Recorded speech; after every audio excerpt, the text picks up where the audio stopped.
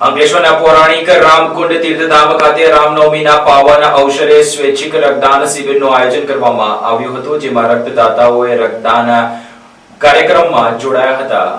અંકલેશ્વરના પૌરાણિક રામકુંડ તીર્થધામ ખાતે રામનવમીના પાવન અવસરે સ્વૈચ્છિક રક્તદાન શિબિરનું આયોજન કરવામાં આવ્યું। આ રક્તદાન શિબિરમાં મોટી સંખ્યામાં રક્તદાતાઓ ઉત્સાહભેર રક્તદાન કરી માનવ સેવાનો સંદેશ આપ્યો। અંકલેશ્વરના તીર્થધામ રામકુંડ ખાતે રામનવમીની શ્રદ્ધાભેર ઉજવણી કરવામાં આવી। રામનવમીના પાવન પર્વ નિમિત્તે રામકુંડના પટાંગણમાં રામકુંડ તીર્થધામ, Narmada lifeline multi speciality hospital તથા શ્રી યુવા મિત્ર મંડળ દ્વારા કુમારપાળ ગાંધી બ્લડ બેંકના સહયોગથી સ્વૈચ્છિક રક્તદાન શિબિરનું આયોજન કરવામાં આવ્યું। શિબિરમાં મોટી સંખ્યામાં યુવાનો અને ભક્તોએ સ્વૈચ્છિક રક્તદાન કરી સમાજ સેવા કરી। આ પ્રસંગે રામકુંડના મહંત ગંગાદાસ બાપુ, નર્મદા લાઇફલાઇન મલ્ટી સ્પેશિયાલિટી હોસ્પિટલના આગેવાનો તેમજ શ્રી યુવા મિત્ર મંડળના સભ્યો ઉપસ્થિત રહ્યા હતા।